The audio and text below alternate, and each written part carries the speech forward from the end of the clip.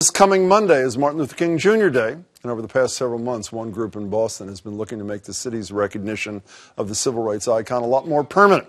The nonprofit group, which calls itself MLK Boston, has been working with the city to build a memorial to honor both King and his wife, Coretta Scott King, both of whom have strong ties to Boston. The city has been seeking submissions from artists, and late last week, Boston Mayor Marty Walsh spoke about the effort on our show, Boston Public Radio. I'm excited about that this will happen in our city finally, and I think it's BU has a memorial, and there's been some streets and schools named after Dr. King, but I think this is a fitting tribute. Boston is a place that clearly influenced Dr. King. I mean, he was here for such a long time, and when he spoke, and a lot of what he spoke and his speeches, they were generated here in our city, and I think we should celebrate that.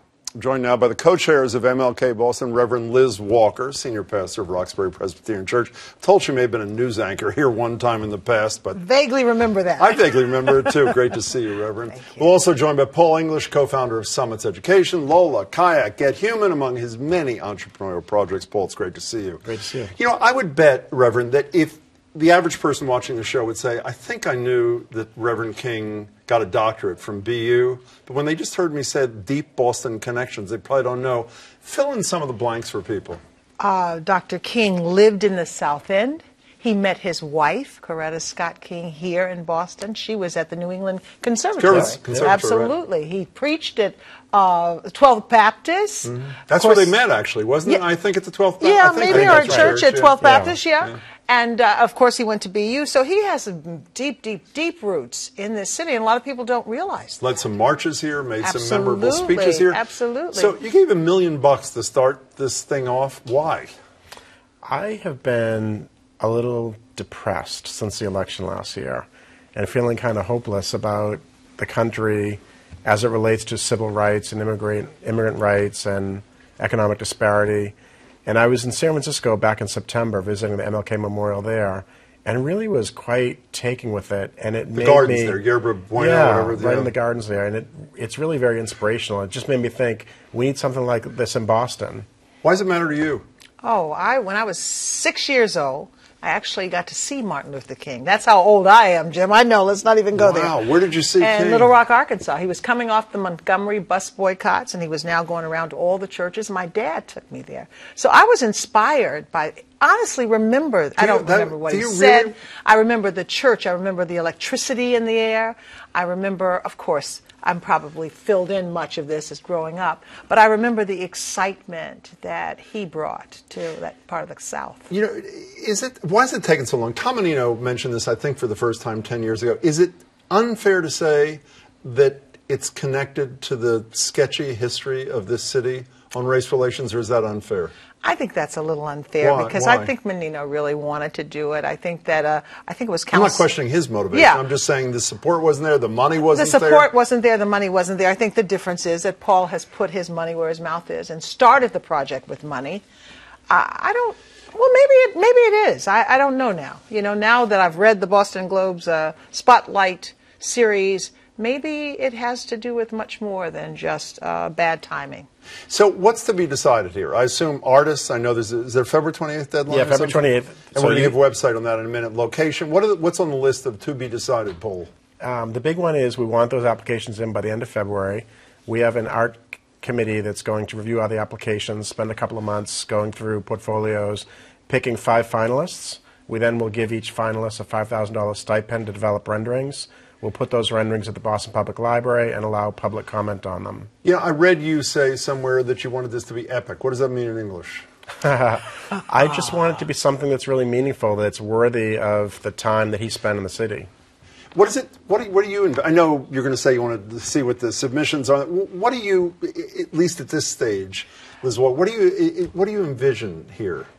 Well, I don't know what the final product is going to look like, but the adventure, the journey so far is very exciting. We've started community conversations. Didn't you have one last night? Didn't you have a public We had one last night yeah. at City Hall. We've had that was the 4th one last night, I believe. Oh, really? 5th. Okay. Really? Who's counting? But it was the 5th, yeah. The plan is to have these conversations all over the city and to get to meet people and to get to connect on some of the issues that Dr. King connected us on. So there's no preconceived notion about what it should look like, even though you've talked about a primary memorial with some satellite things as a possibility? Is that something you... It's one of the things that the art committee has talked about yesterday in the public meeting, that there might be one central location with the real memorial, but then having satellite images or art elsewhere in the city. Is that to address the issue? Because one of the things I spent today doing haphazardly was thinking about all the places that he did have an impact. Yeah. Where he lived in the South End.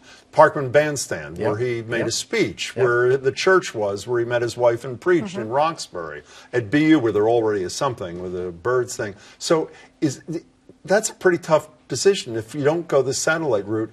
Where it's located on the Common, where that is a big deal, is it not? It's a big deal. That's going to make a big difference. Because it seems to me, and I'm sure you've thought about this 1,000 times more than I, particularly in a city with the history we have, and particularly after this Spotlight series of a couple of weeks ago, I assume some people are concerned this is a really important thing, but it could end up just being a token. It could end up being, a symbol.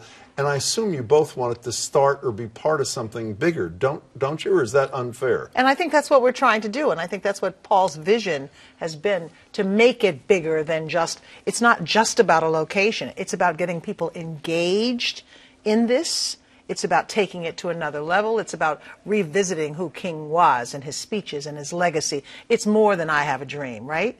And really figuring out, layering him now over what's going on in the world today. When you saw, one of the most stunning, you mentioned the Spotlight series, the 7 parts, and I have to say, it's hard to say what was the most upsetting. One of the things that was most upsetting to me, well, I think it was in the first installment, was this poll of African Americans across the country. They looked at 8 major cities and how welcoming they considered them. And by a wide margin, as I'm sure you recall, wide margin, Charlotte, Philly, Chicago, San Francisco, New York, Miami, Atlanta, by a wide margin, 54 to 38 in second place. Boston was seen as the least welcoming. When you read that, what did you think? It's painful. It's very painful. I've been in this city a long time, and I know that there's some inequity here and in perception above all.